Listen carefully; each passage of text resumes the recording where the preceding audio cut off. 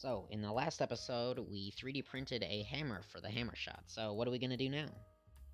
In this episode, we are going to be installing it, so starting off, I am just unscrewing all the screws from in the hammer shot.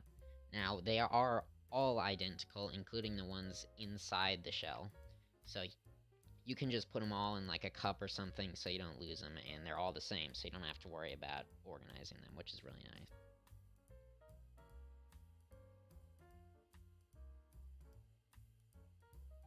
Once I do that, I lift up the shell, and immediately what you want to do once you lift off the shell is you want to take pictures of the internals, and take like set as many of them as you can, just so you can reference them later, so you know how to put the stuff back together.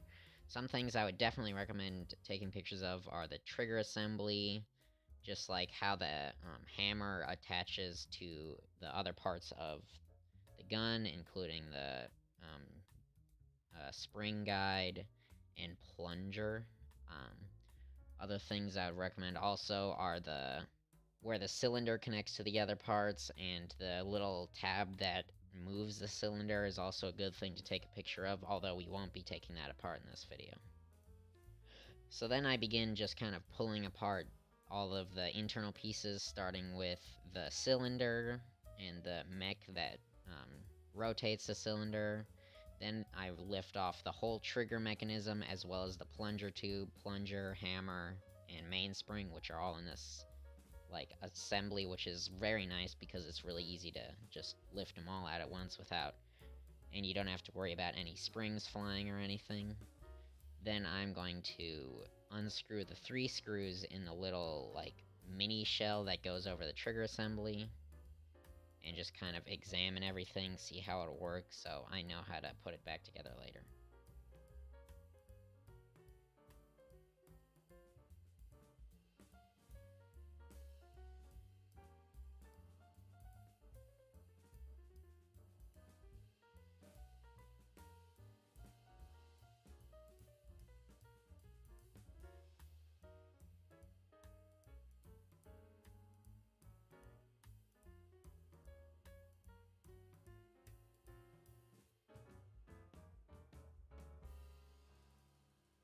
Once I'm done with that, I begin taking apart the hammer. Some tips for that is that you're gonna need like a actual hammer, like a claw hammer. I use a really small one just because it's really easy, and use a little pin and I start hammering out the pins that are in the hammer that connected to the plunger and the spring guide, and then also there's like a part of it that's sort of like serrated, so you want that part to go out first, so it's like shredding as little of the holes that the pins go into as possible, and just use like I said, a hammer and a pin to knock that out. It will take a lot of effort, but eventually you'll be able to do it. Some ideas for pins you could use. I just used a finishing nail that I rounded off with a file, and that worked pretty well for me.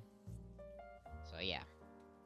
Then what you're gonna do is you're gonna hammer the pins back into your new hammer, as well as the plunger and the guide rod for the mainspring, and then you can just kind of reassemble the whole thing. I didn't do all of this on camera just because I was having a pretty hard time with it, but you should be able to do it pretty well because you're smart, and I'm not. And then once I got it all together, it looked nice, although unfortunately this happened.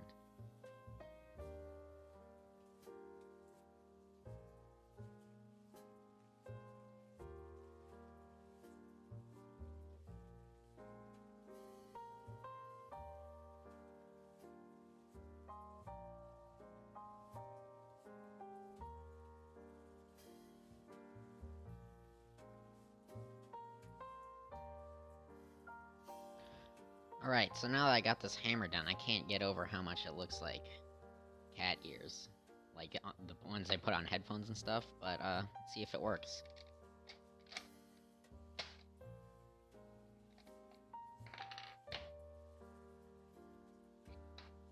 Well, that sucks.